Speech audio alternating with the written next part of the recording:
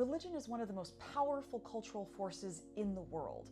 It shapes how we vote, how we spend our money, who we marry, how we raise our children. It's shaping our everyday lives and our relationships all the time. And most of us don't understand it. In fact, sometimes we don't even see it. Religion is everywhere in our culture, but sometimes it's so up close that we don't even read it as religion at all. Religious ideas live inside of your head rent-free. You probably have ideas put there by religion, even if you didn't grow up religious, and they're hanging out without your consent. I'm Dr. Maya Vries. I'm a professor of religious studies and philosophy, and I'm here to help you understand religion. Religion, spirituality, conflicts over religion and spirituality have huge impacts on our relationships. I see this in my classroom all the time. I'll have a student who's an evangelical Christian, and then I'll have another student who is a devout atheist, and then I'll have another student who grew up Catholic and was totally traumatized by it and has no interest in it anymore. Trying to get these three people to understand each other's religious worlds is impossible if I don't start with the misunderstandings that they probably have in their heads already. We have to understand the things that are getting in our way before we can actually move forward. The first major thing that gets in our way is religious trauma. And by religious trauma, I don't just mean cases of abuse. I mean the kind of psychological trauma a lot of people are walking around with, whether they know it or not. There are two kinds of religious trauma. There's direct and indirect. Direct religious trauma is the kind of trauma you got in Sunday school when you were told you were asking way too many questions. Direct religious trauma is what you get when you think that there's something inherently wrong with you, that the creator of the universe, author of all things, is somehow terribly disappointed in you for being attracted to that pretty girl instead of that handsome boy.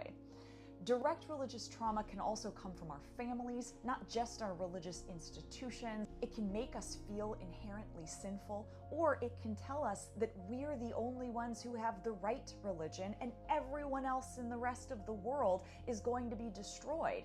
Walking around with that idea is really traumatic if you actually like some of the people in the rest of the world. You don't have to grow up in a super conservative, rigid, fundamentalist religion in order to have religious trauma. I grew up in a really liberal religious tradition, a tradition that was probably even more spiritual than it was religious. And there are things from that experience that got inside my head that I'm still paying a therapist to help me unpack. Religious trauma doesn't even have to be ill-intended. It can come from people who are trying to do something good. Direct religious trauma is what happens when we're too young to understand the doctrines we're being taught, or we're too young to fight back. Direct religious trauma is very real.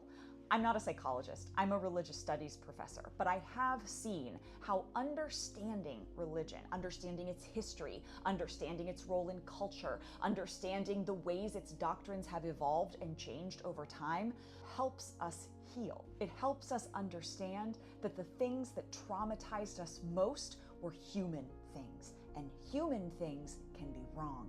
If you understand that, you can let go of the idea that somehow God thinks there's something wrong with you. I'm not a theologian, and I'm not going to tell you what religion is right and what religion is wrong, or which ones are better and which ones are worse.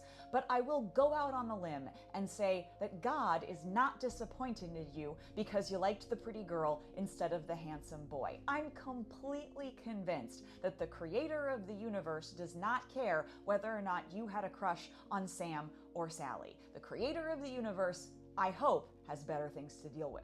Indirect religious trauma is like secondhand smoke. You don't have to participate in the action in order to be harmed by it. Indirect religious trauma is when you see people acting religiously in the world and it impacts your life in a negative way.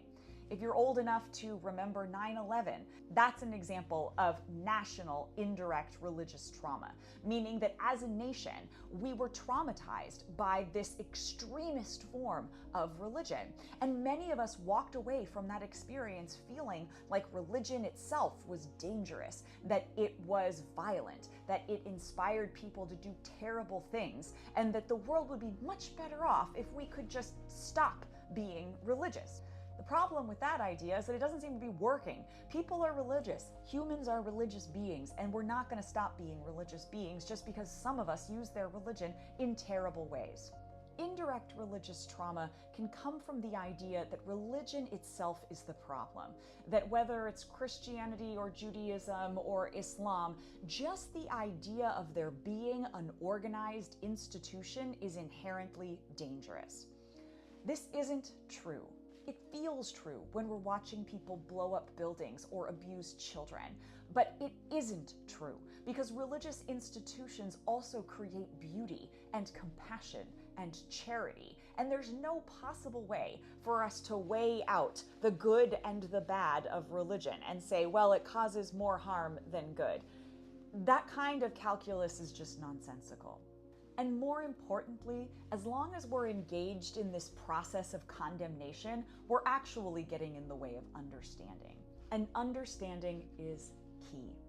Another reason why people misunderstand religion is that we have a pretty long history in modernity of trying to explain religion away. Explaining religion away is sometimes called reductionism.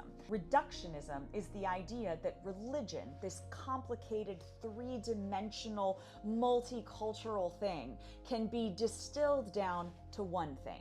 So for example, Karl Marx did this. Religion is the opiate of the masses, he wrote, meaning religion is just a mechanism of social control. Sigmund Freud did this. Religion is neuroses. It's the mental illness we all hold from trying to destroy our fathers and marry our mothers. Or new atheists like Daniel Dennett or Sam Harris, who will say that we created religion because we didn't understand the natural world. We didn't understand where thunder came from, so we created Thor. For these folks, religion is just for idiots and children. And that's really problematic because you might be one of those idiots or one of those children, or you might love some of those idiots or some of those children, and you might have a sneaking suspicion that they're not actually idiots or children. They're actually thoughtful, compassionate human beings who also happen to be religious at the same time. Because the pitting of religion against science is a false dichotomy. Thomas Aquinas understood this, and we understand it even today. Religion is not necessarily opposed to science. You can actually be a religious person and a scientifically minded person at the same time. I'm doing it right now. Our flawed ways of responding to religious trauma, either direct or indirect, our reductionism, these are what I call limiting beliefs. Limiting beliefs get in the way of actually understanding religion. Limiting beliefs allow us to put religion in a box and either give overly simplistic explanations for its continued existence, or to simply throw our hands up and say, it's a mystery, we'll never know. But the problem with limiting beliefs is that they're inherently about avoidance and not about understanding.